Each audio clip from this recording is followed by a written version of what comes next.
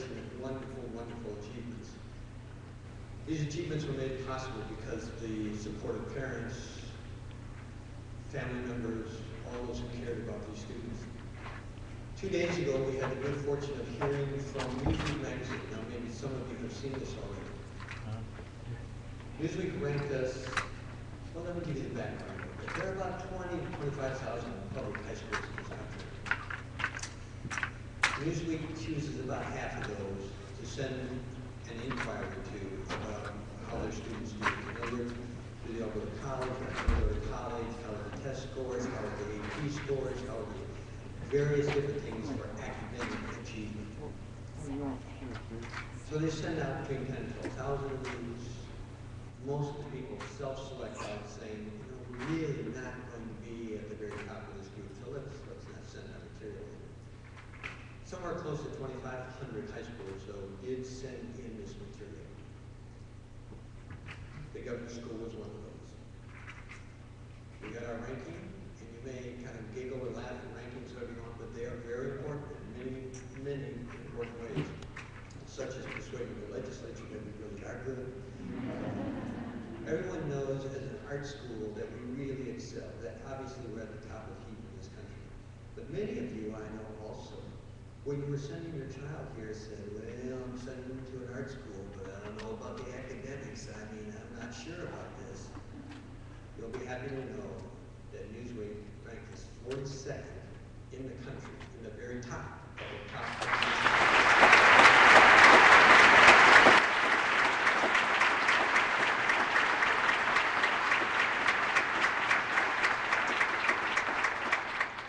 As part of this celebration, because it was only possible because of the tremendous commitment of our students. They committed to excellence, and our faculty and staff did as well, and you as parents and guardians and family members also encourage your son or daughter to do their very best. So that's why we're here tonight. We're here to celebrate the whole school, all of the achievements, and to say to these wonderful graduates, job well done.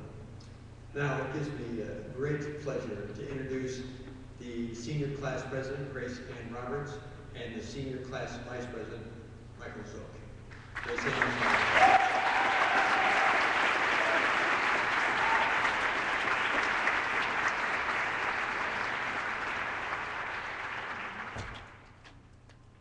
Good evening, parents, teachers, administration and staff, and of course, the class of 2012. We did it, guys. It has become a tradition for each senior class to leave behind a concrete reminder to future classes of their legacy, known as their senior gift. We cannot deny that as a class, it was an ordeal just to choose one. We had a great problem of having several strong ideas. Many of us also cannot deny the impact that our beautiful campus has had on our Governor School experience. It simply would not be the same. Fortunately, around the same time as we were planning our senior gift donation, the school began to undergo some landscaping renovation. We thought, what better way to give back to the school than by actually improving its visual appeal and aesthetics? The class of 2012, after many votes and class meetings, decided to provide funding to continue this landscape design into the courtyard of the school. This includes a new large shade tree as the centerpiece, healthier, more cohesive shrubs and plants, and a more open environment throughout. I'm sure many of us would agree that the courtyard serves as the hub of the school, and we hope this makes it even more enjoyable than it already is. Dr. Hoffman, the class of 2012 would like to present the school with funds to revitalize an incredibly important part of our campus. We hope it will continue to serve years after our departure.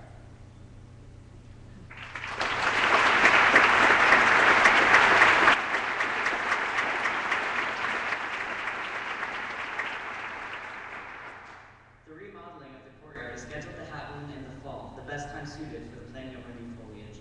Our partnership with Mrs. Judy Caldwell is not only special because she and her staff are facilitating our gift, but she is also the mother of one of our graduating seniors this year, Adam Wells. This provides a rare, personal connection with the gift that we are blessed to have. Finally, in closing, we would like to thank you all for this past year. Though it was not always easy, with a few setbacks amongst our triumphs together, it has undoubtedly been a wonderful year with an even more wonderful class. We would also like to thank Ms. Jamel Geswicki, our class sponsor, whose support and kind spirit never failed to save the day when called upon. It has been a joy to represent the class of 2012 as your president and vice president this year. With a We thank you all so much.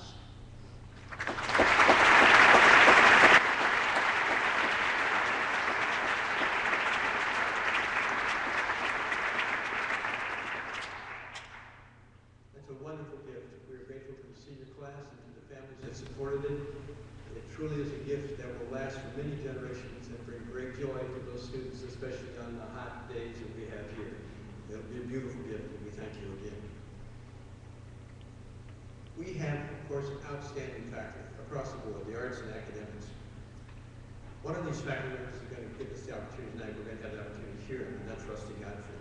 I'm going to tell you a little bit about him first. Rusty's been with us since 2002 as a history teacher. He is, as your sons and daughters will attest, he is a demanding history teacher, I think you might say.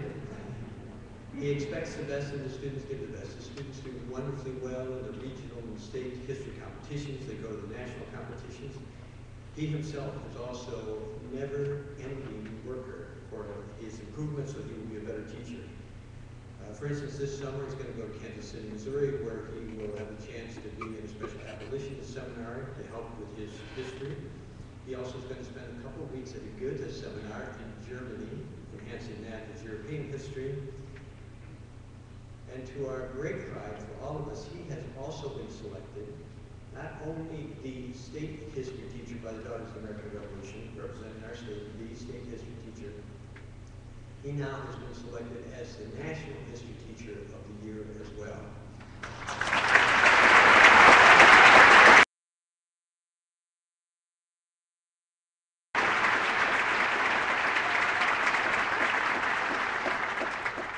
Ladies and gentlemen, the toughest history teacher your sons and daughters will ever have, Rusty Godfrey.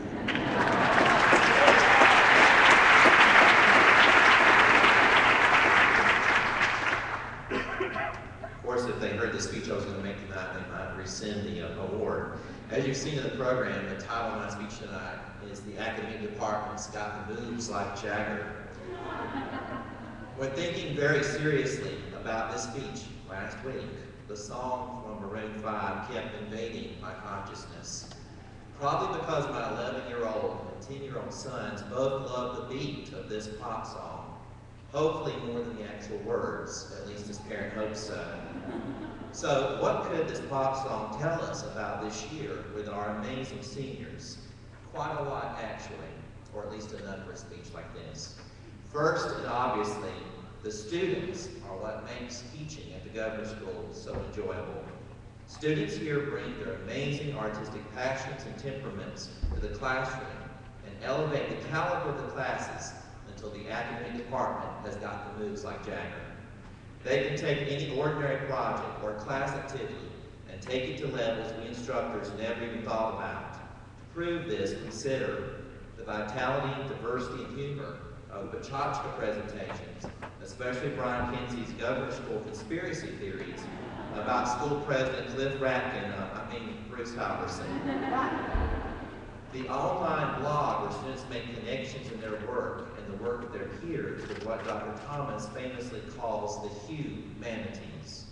The way Dr. Sivjo's English students picked up really fast on the following words: ethos, redundant linguistically, and really hateful. The way that Mrs. Higgins' math students really got into exponentials, logs, and statistics with M&Ms.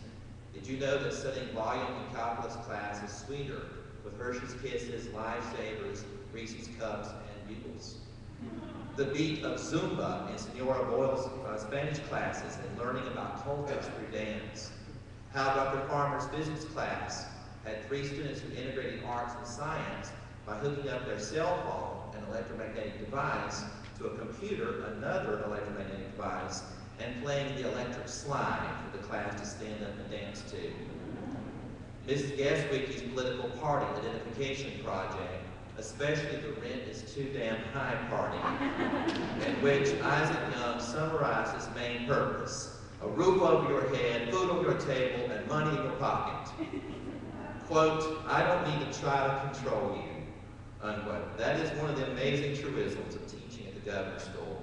Students here take a little guidance from their academic teachers and bust a move with it. To prove this, consider How Dean Allen students quickly learned the differences in AP European history between Serbia, Silesia, and Siberia, excuse me.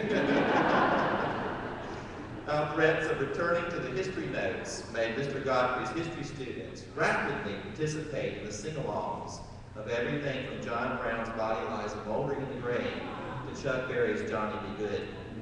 How Ms. Konski's yearbook students meticulously edited and revised the artists right down to the very last seconds pre-publication. How repeatedly Madame Robinson's French students had to say merci beaucoup while crossing the award stage at Clemson's foreign language declamation contest. How maturely Ms. Uren's German students recovered from learning that the German word for six is sex. How Mrs. Seidel's math students decided that I Swear is their favorite song by All for One, and that their calculators are in the correct mood. How teenagers love humor involving sheep when their teacher is named Lamb. And that email is now officially archaic, especially since carrier pigeons are faster than our campus internet.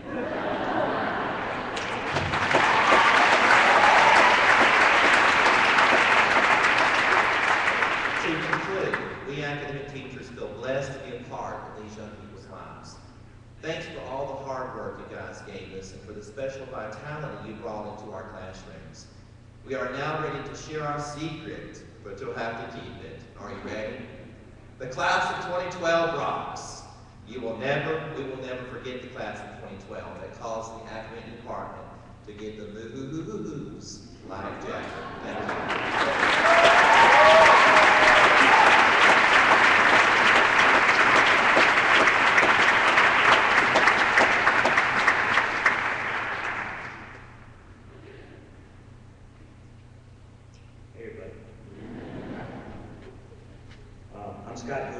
Chair of the Creative Writing Department. And to quote the famous philosopher and animated TV actor Elmer Fudd, we have to be very, very quiet. You want to know why? I'll tell you why. We have never, to my knowledge, in the history of the Creative Writing Department, appointed a creative writing mascot. George Singleton, Mamie Morgan, and I, during our weekly intensive marathon departmental meetings, never added this particular item to our agenda. Choose a mascot that embodies the very nature of the senior class. This year, however, was an exception. I was so tempted to endow the class of 2012 as an official mascot, a living, breathing symbol of their true essence. If you're wondering what it would be, I will tell you. It would be a mime. That's right, a mime. A no-talking, semi-catatonic, cat-catcher-tongue mime. In fact, I came close to asking my buddy Dan Murray of the drama department if he knew of any out-of-work mimes in the local theater community. I was going to hire this mime for like $50 to be here with me tonight as a visual aid doing mimey stuff. But I was reminded of the seriousness of this occasion. So I killed the mime, so to speak. Why a mime, you're asking? I'll tell you.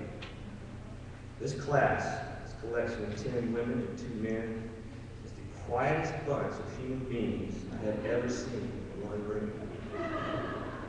They do not talk. They are mime-like. I don't know if they fear the sound of their own voices, they are afraid that someone might actually talk back, engaging them in what most of us call a conversation. They rely on facial expressions, eye rolling, gesticulation, and the occasional deep sigh. When you're with these guys teaching a creative writing workshop, which normally relies on communication, on verbal give and take, on witty repartee, or when you're teaching one of these, it's like being the lead actor in a silent film. Here's an example. We're in a workshop and I say, okay, so-and-so, what do you think of the use of specific detail here? So-and-so's responses.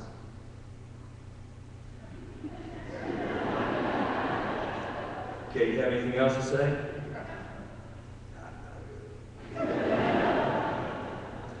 Now these people talked when we interviewed them.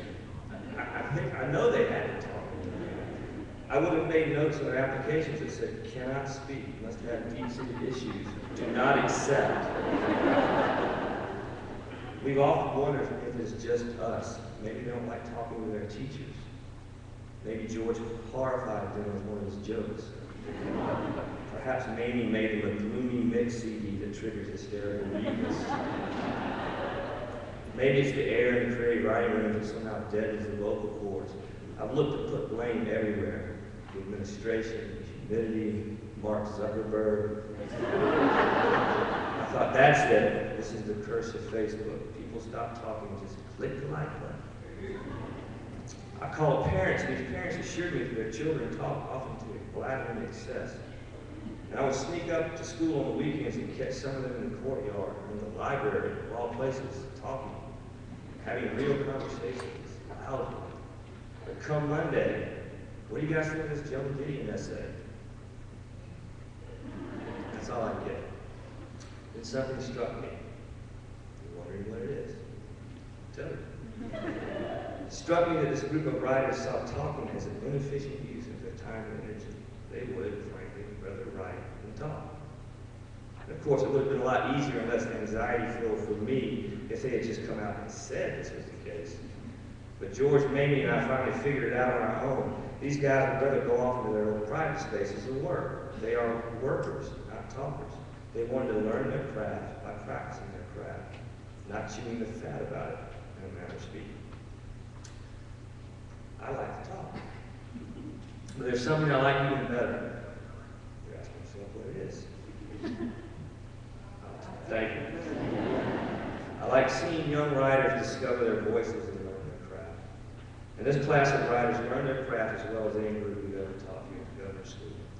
And their voices are some of the most distinctive we've ever heard, on paper, of course. Thank you. I mean, you can look at the program, you can see the accolades these seniors have won. 5 of them have flown to Miami for the NFAA competition, and that's a record number for our department. 2 seniors were named U.S. Presidential Scholars in the Arts out of 20 nationwide. This group tended to win everything they entered, regionally or nationally. But what I really noticed about that list of achievements is how versatile these writers are. They have been recognized in a number of genres. They aren't afraid to dive into a piece of fiction, a poem, or an essay. They had the time and desire and passion to experiment in a number of areas because they weren't wasting time talking. When they had assignments, they exceeded expectations. If they had to give George 20 pages of fiction, they would all hand in 20-plus pages. They would agonize, silently, of course, and by themselves, over their poetry portfolios. They would raid the bookshelves in the creative writing room, reading beyond their assignments. They were living proof of the old cliche that writing is the fine art of getting your butt in a chair. And for this group, I would add, getting your butt in a chair, keeping your mouth shut. They've learned their art well because they worked at it, and I will always admire and appreciate their discipline and drive. So I would like to help with something. You're wondering what it is. I'll tell you. Thank you. Thank you very much. I would like to honor the creative writers of 2012 in a way that seems appropriate to their respective cones of silence, especially since I didn't honor mine. So when I call these writers up to receive their arts cords, I would like for all of you to give them a very, very quiet round of golf applause. Very quiet. I thought of asking you to be completely silent, but that just seems way too creepy. So I think golf applause is the perfect way to pay tribute to a group of talented writers who decided in 2012 that they would much rather write than talk. So ladies and gentlemen, please gently welcome to the stage the quiet ones, the senior writers of 2012.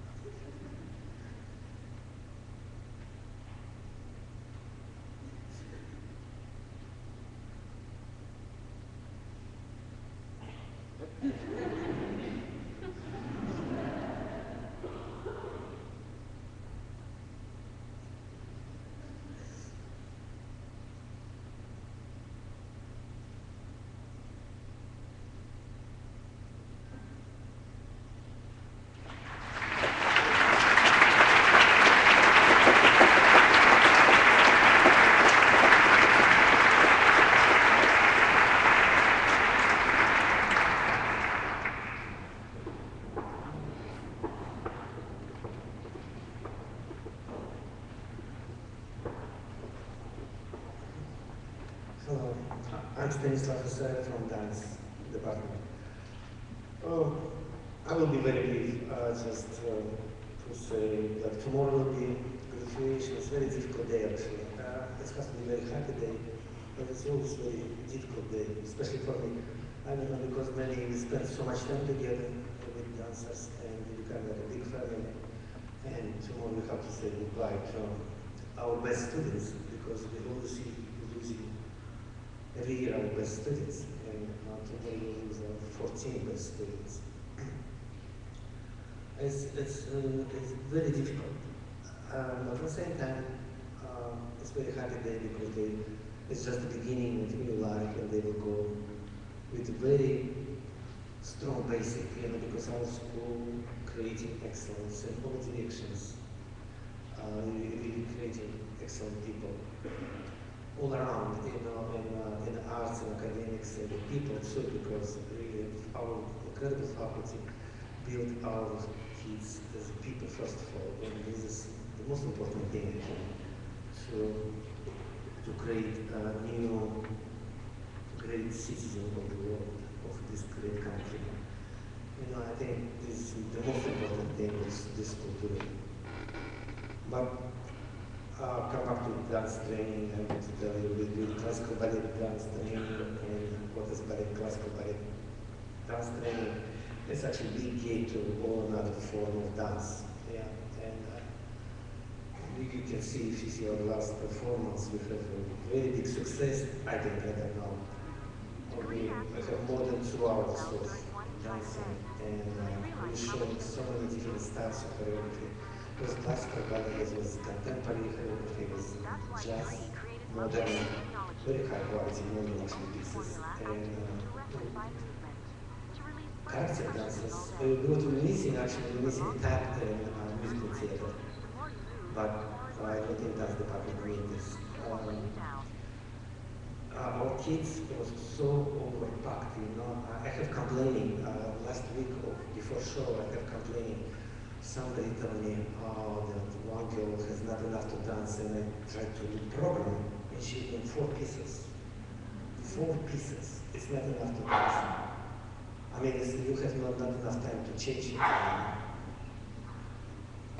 And what we like in this school, because we supply with so many great things, because first of all, we working in art school, where the musicians here, visual artists here, with the creative writers, drama students, and we always together and we always learn from each other, because the dance is actually art form connect to all another art forms. First of course, it's music and visual art and acting, everything together. And our kids so lucky to have these real actors, real musicians next to them. And during performance, we have professional lighting designer, we have great stage, piece center, casting, and everything. Our kids very fortunate to have all this great experience, but especially our kids so serious and great dancers, because they actually dance the last performance as a real pro. When it's coming to art training, it's first of all, it's my opinion, that quality is everything. Nobody wants to see bad arts, because bad arts is a tragedy. And quality of training is the most important. And what we try to do, we try to be consistent with very good quality of dance training. And what we have every year, we learn that our students go to different auditions to companies and colleges, and they come back very, very happy, because they always say, they say, oh, you have a good score. Actually, I was called like 17 times in New York during big audition for international companies, and there was one person was called 17 times for different companies. And why they call them? Because there's good training, because they're looking actually for good training, and it's the biggest company that you can have. Success, success coming with very hard work, and dance training is very difficult, because it's like this idea about everybody can dance is very naive. because we had this joke, it's not a joke, it was a real interview in TV. One person, very great master, he was asked, do you think it's possible for ballerina after 40 to dance? And he said, oh yes, it's possible. It's impossible to watch. It's like, I'm coming to this idea like everybody can dance, you know? Like everybody can sing, you know? It's not true. At least you just want to see it, you just want to hear it, you know? And, but we selecting children, and we selecting students, and we want to call them children, very young adults. And of course, everybody who's in school, they can dance. It's just up to them how much they spend time and effort, give effort to do this. And this year, I want to tell you that even people who came for 1 year of training, I don't want to say names because it's always one name, 2 names, and I have to go all 14 in this case, you know.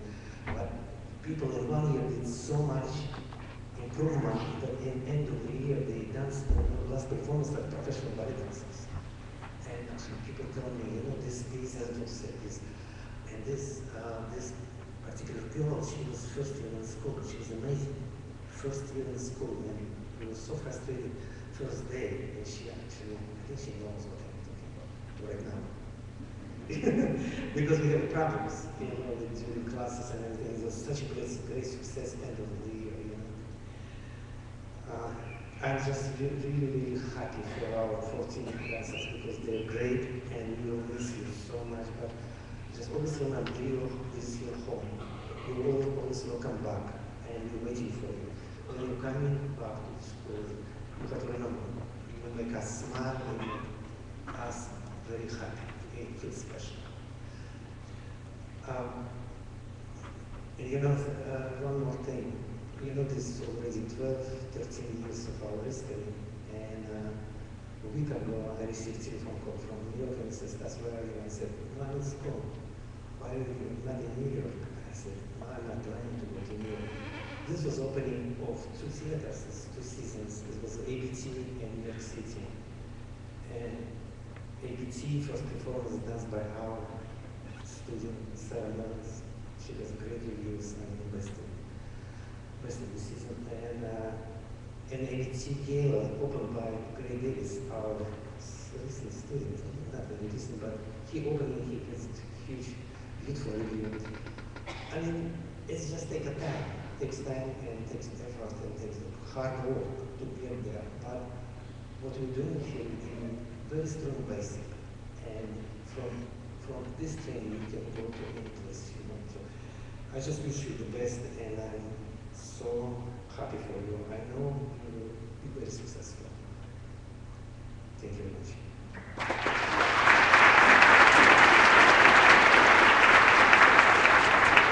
And now I want to ask the dancers to come on stage. I will give you applause.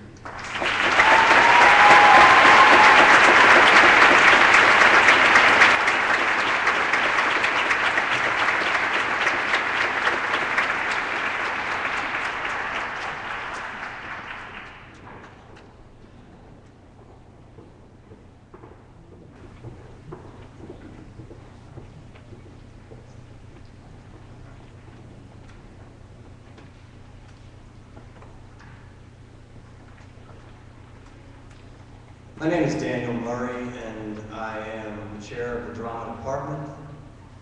I want to take this opportunity, since it is a celebration of achievement, to celebrate and recognize the expertise, the devotion, dedication, care, and the flat-out talent and skill of the faculty of the drama department. I'm honored to work with you.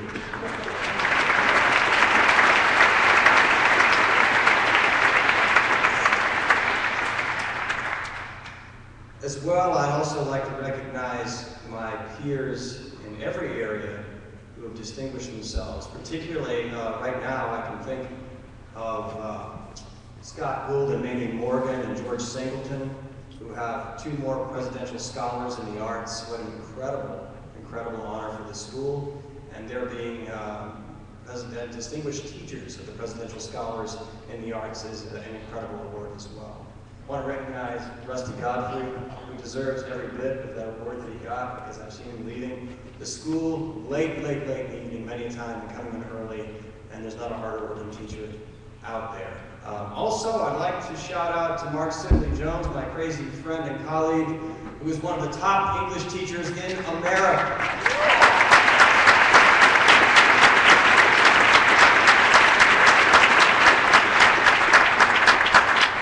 So much for standardized thinking and conformity. Now my speech. I tasted my first cannoli when I was about 9. My uncle, Tony Capadona, a longshoreman from Hoboken, can't make this stuff up, it's true.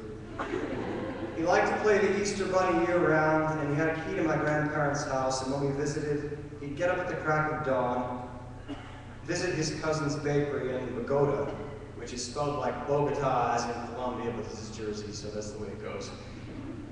And he'd leave a huge spread of cannoli on the downstairs dining table while we all slept. He thought cannoli were a wholesome breakfast.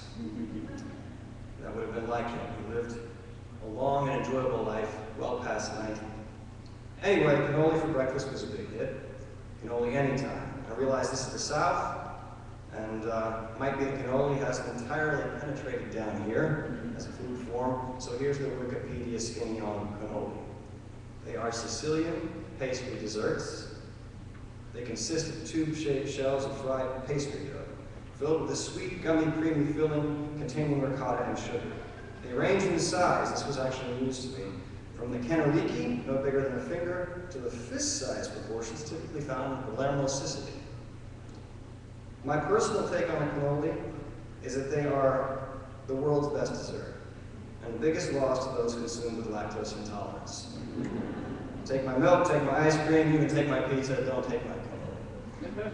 They were immortalized in The Godfather with the famous line, leave the gun, take the cannoli. What in the world am I talking about? Well, it takes a little background.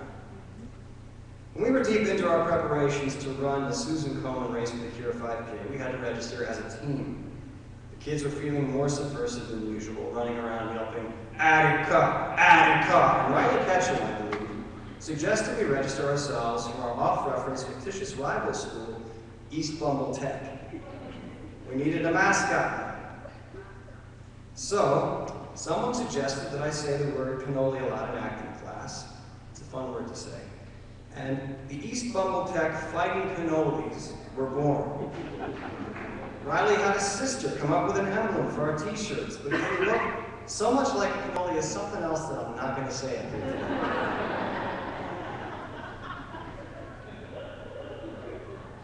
You know what I'm thinking of. So, Isaac Young took up the mantle and concocted a beautiful, caped, running cannoli with his feet attached firmly to the wrong legs.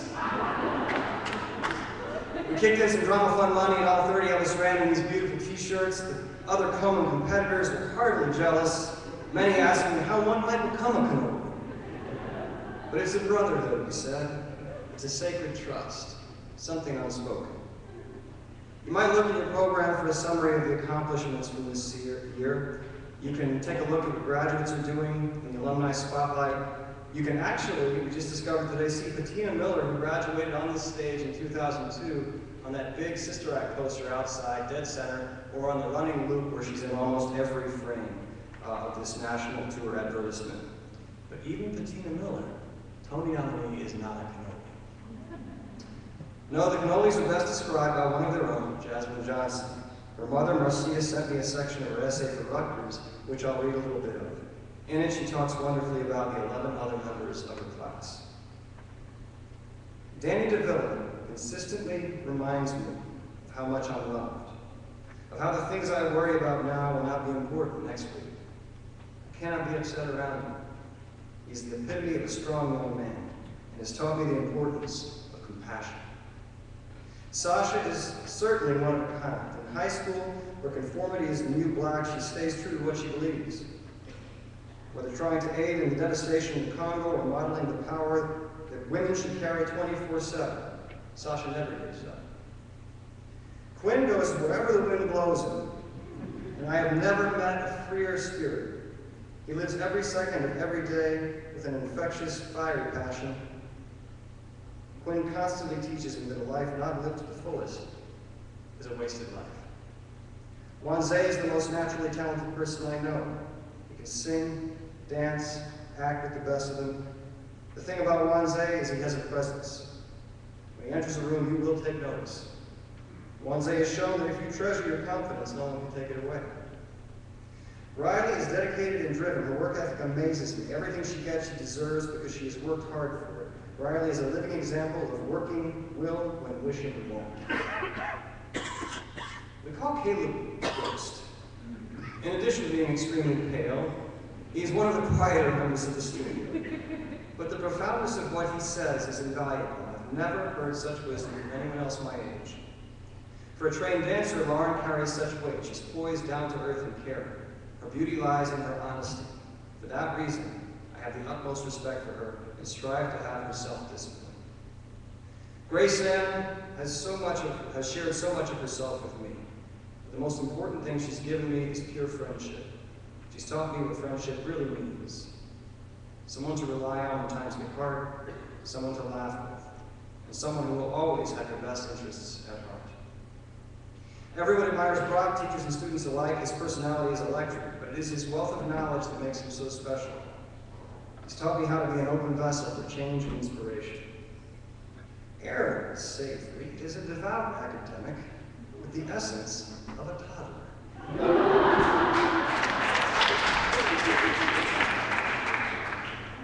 She could stay up until 2 a.m. studying Latin 4, zealously sing Regina Spektor songs with me until someone complains. Aaron teaches me to never take myself too seriously. And Isaac Young.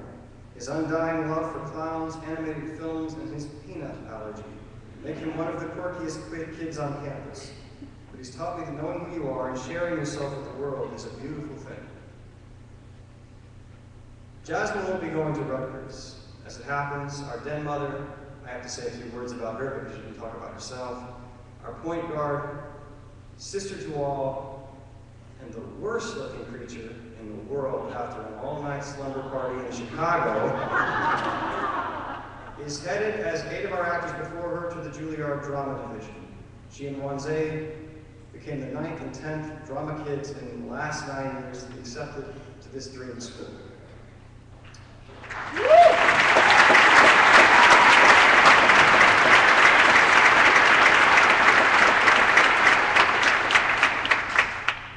Anyway, read the program, see what the Fighting Cannolis have accomplished, both artistically and academically. It's really a marvel to behold. And to the Cannolis, always remember, wherever you go, through good days and evil, we are the Cannolis, the mighty fighting Cannolis of East Bumble Tech. Though we walk through the valley of the shadow of death, we fear no evil, for we are the baddest suckers in the whole place. Come on up and receive your tokens of the journey.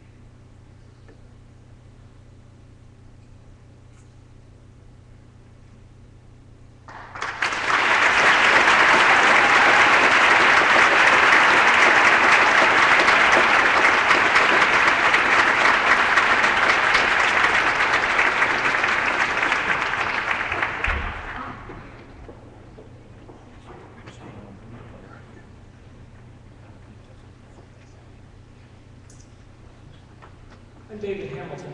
I'm chair of the music department. Very happy to be here tonight. I listened to Scott characterize the creative writers as being a little quiet. I think the music students certainly are not like that. They have a lot to say, and in fact, often they have more to say than I like to hear. But nevertheless, I'll be missing you all when you're gone. I'm always happy to have the honor of addressing all of you in the celebration of achievement. I'm especially honored to speak to graduating music students as they end their governor's school career. As I see it, this time of graduation always has a mixed focus. There is reflection on the events and activities of the past years, but also considerable attention to the future. It's a point in time when our thoughts oscillate between the what has been and the what will be. In the what has been category, there are many tangibles: college acceptances, scholarships for many. There are successful recitals, senior showcase performances for some. There are outstanding ensemble performances of chamber music, opera, workshop, symphonia, chamber choir, wind ensemble, concertato, governor's school choir, concerts here and around the state. For many, there are also performances in Europe, which may be particularly memorable and magical.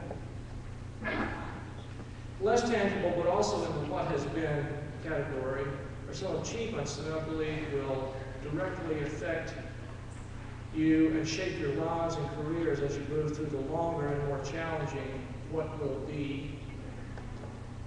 What has been is a nurturing and development of central qualities of a distinctive education.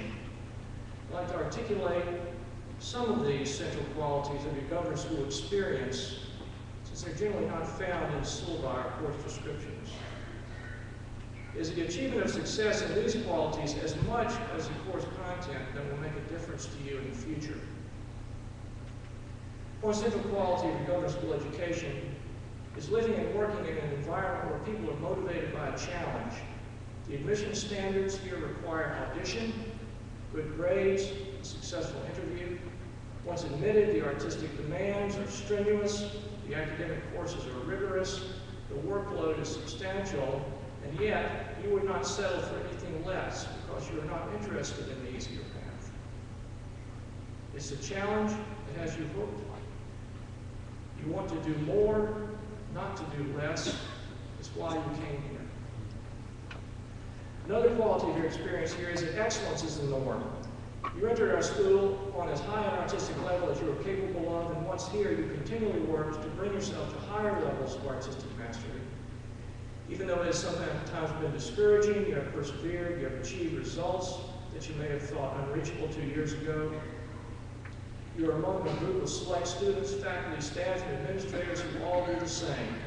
Excellence is what they are after. High standards are prevalent, low standards are shunned. Excellence here is the norm. The third quality of the governor's school education is emphasis on openness to ideas.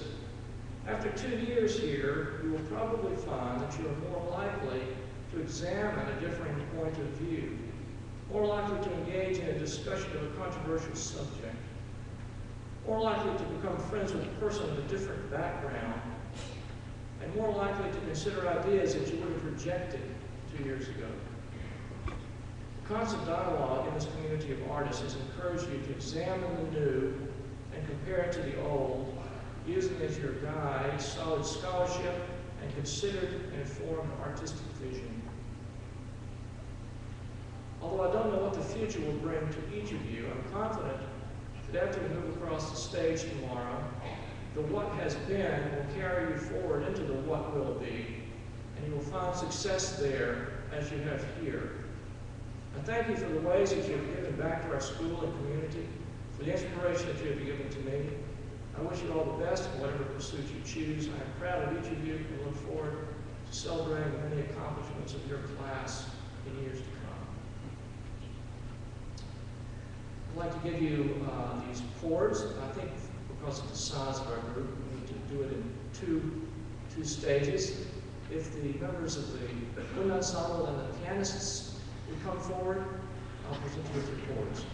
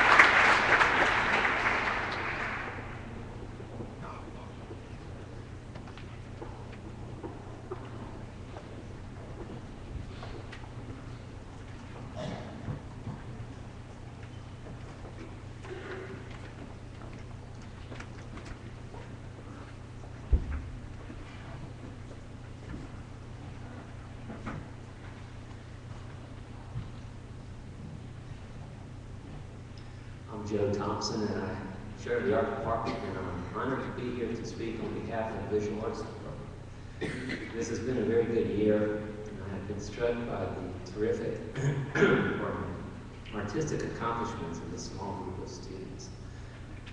In looking at the work of our student exhibition, I can only think that the success demonstrated in that show is a result of everyone who teaches in the department and all who support us in that effort. So briefly, I would like to recognize the visual arts faculty. They are Sharon Campbell, Neil Summerhour, Ben Gilliam, Paul Yanko, Marty Ed Carter, and Dana Howard, and Carl Tucker. All of these teachers have done great and inspiring work this year, and for that, I and the VA class of 2012 are very grateful.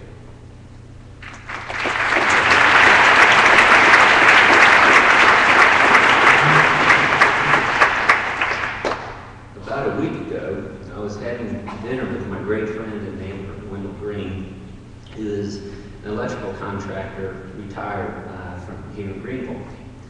Our conversations often revolve around projects we're doing or thinking about. And I mentioned to him that it was time for me to begin the arduous task of preparing comments for the celebration of achievement. He said to me, "You mean you need a speech?" And I said, "Yes, Wendell, and it needs to be a good one for this group of students." And he said, "Well, I have a speech, and here it is. Ladies and gentlemen and bald-headed babies, I come before you to stand behind you to tell you something I know nothing about. Thursday, which is Good Friday, there will be a ladies' meeting for men only. Admission is free, pay at the door. Pull up a chair, sit on the floor, but be careful not to sit at the four corners of the round table." And I stared at him blankly, thinking, well, that's just about perfect. Wendell can spontaneously recite a God-inspired poetic monologue, and I'm sitting here worried about my 5 minutes of speech. So because I can't compete with that, I decided to stick with what I know, which are the stellar characteristics of this graduating visual arts class. First of all, these students have distinguished themselves in their loyalty to one another. In the fall of 2010, they started the program as 20 students, and now they're finishing the program as 20 graduating seniors.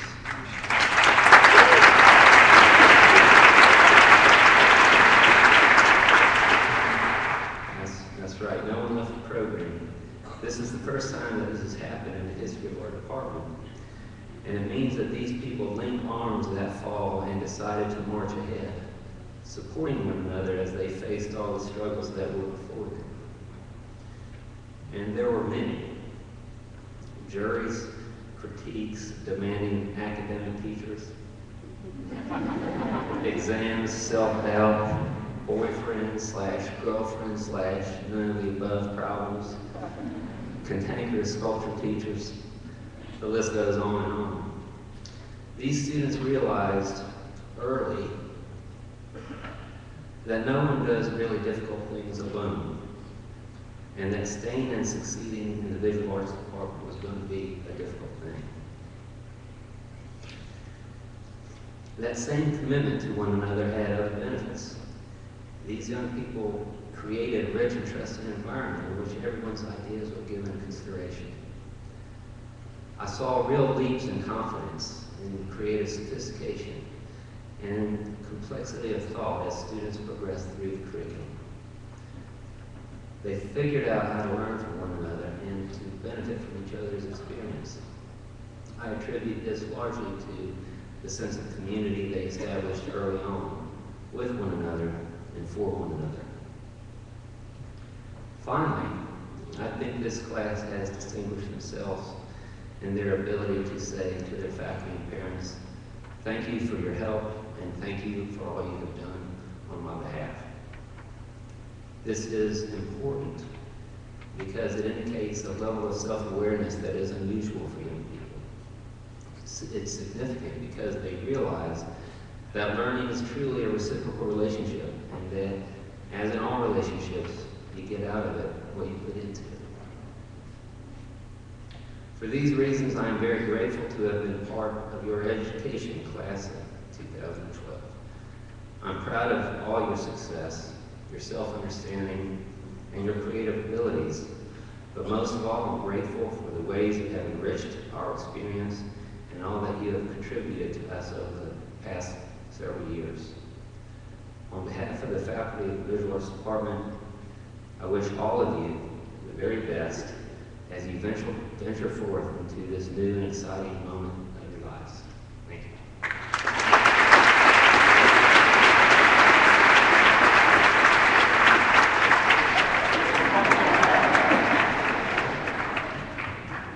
All walked up in the conversation. Come on up, visual arts students.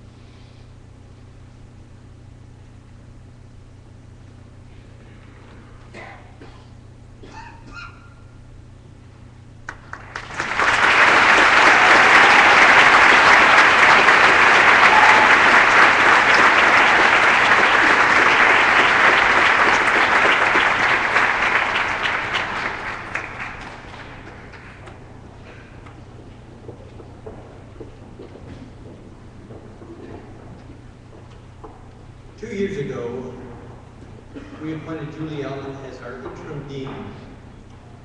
So that required us this year to do a search to find a continuing dean. I went to Dean Allen and said, Julie, would you consider being our new dean, being a candidate for that? And she declined. She said, I want the very best for our school. Let's go out and do a national search and find the very best person we can. So we did that. We hired a national search firm. We looked all around the country. We interviewed a lot of candidates. We read a lot of resumes. The search committee stopped and said, we have the best candidate right here down the hall. Let's go ask her. And we did. And Julie agreed. So she is now the continuing dean for us, Dean Julie Allen.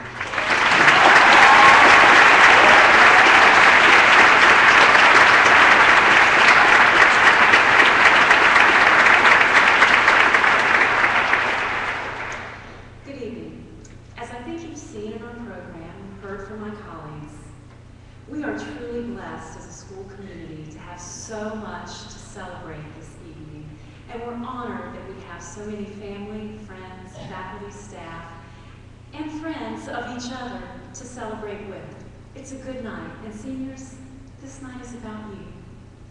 This class has made their mark on the Governor's School as individuals and as a group, and the pages of our program tonight do tell part of that story of achievement, and it's an impressive story. Congratulations, seniors. But these pages don't tell the whole story of what our seniors have accomplished at the Governor's School. Case in point, during our final history class a few days ago, we were discussing an article that I had asked students to read about the future of arts and humanities education in today's world that suggested, well, that it was dying. We discussed quotes from the article. We made some references to the Renaissance, the Enlightenment. I think someone even brought in existentialism. And it was a good, highbrow discussion about how wrong that author was. And as we were concluding the discussion, one student said, you know, it's just cool to know stuff. And everybody else seemed to agree. Where else in this state, I would argue even in this nation, could you find a group of seniors in the final days of class when most are ready to say, enough already, I am so out of here, that can enthusiastically embrace the idea that it's just cool to know stuff. Seniors, I think that what you've learned in the classroom and in the studio and the accolades you've gathered have paved the way for your next steps beyond the governor's school. And that's important. It's our mission. But you've learned a lot of little things along the way that are also important preparation for those next steps. You've learned resilience when you face challenges, and there have been a few. You've learned that criticism can be a good thing. You've learned that a little stress can actually be a powerful motivator. You've learned that not every question has a ready answer. Many of you have even learned, much to your mother's surprise, that you can actually do your own laundry. Above all, you've learned that it really is cool to know stuff. Don't forget that lesson. So class of 2012, I do hope that you'll remember all of these lessons in the classrooms and the studios, whether it's the beauty of balance sheet choreography, the timelessness of Shakespeare, or that it's always a bad idea to marry an English king named Henry. I hope that you will take away the other, less tangible lessons too, because taken together, those will serve you well. You know, tomorrow's students, you will in fact no longer be Governor's School students, though you will always be Govies. By about 11:30 or so tomorrow, you will be alumni. And a few hours after that, you're going to be at home figuring out how to feel about that. You're going to feel nostalgic, I suspect. You're going to be looking forward, all at the same time. And as you're sitting at home, I hope you remember that a little part of home will always reside at 15 University Street. We hope that every now and then you will come back home to us. We are pleased for you, we are excited for you, but most of all, we are so very proud of each and every one of our graduates, and we look forward to a wonderful graduation ceremony tomorrow. Thank you.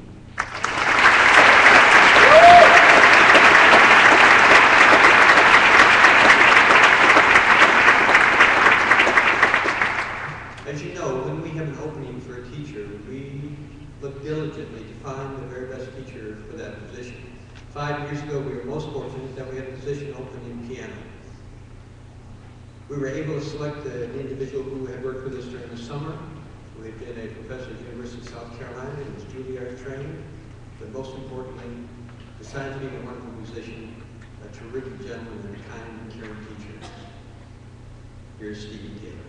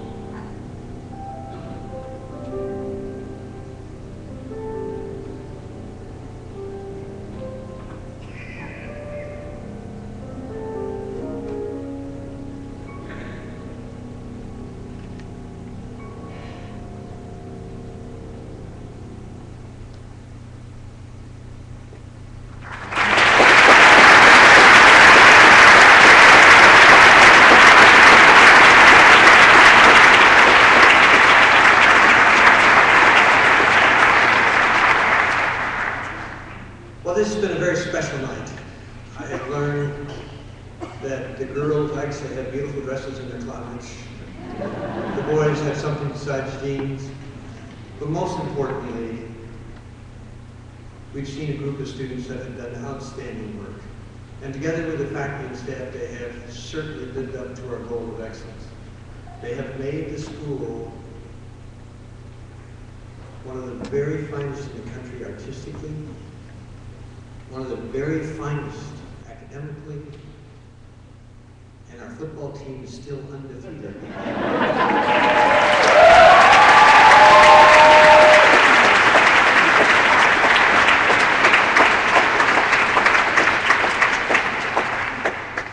I will remind you that we will be back here tomorrow at 10 o'clock. Our students will walk through the gates for the last formal time at 9:15 at the school. They will then be fortunate to once again take a ride in the large yellow limousines to come over here, and we'll have a tremendous, tremendous ceremony celebrating your graduation. We thank you for being with us tonight, for celebrating this great night of achievement, and we look forward to seeing you tomorrow. Thank you very, very much.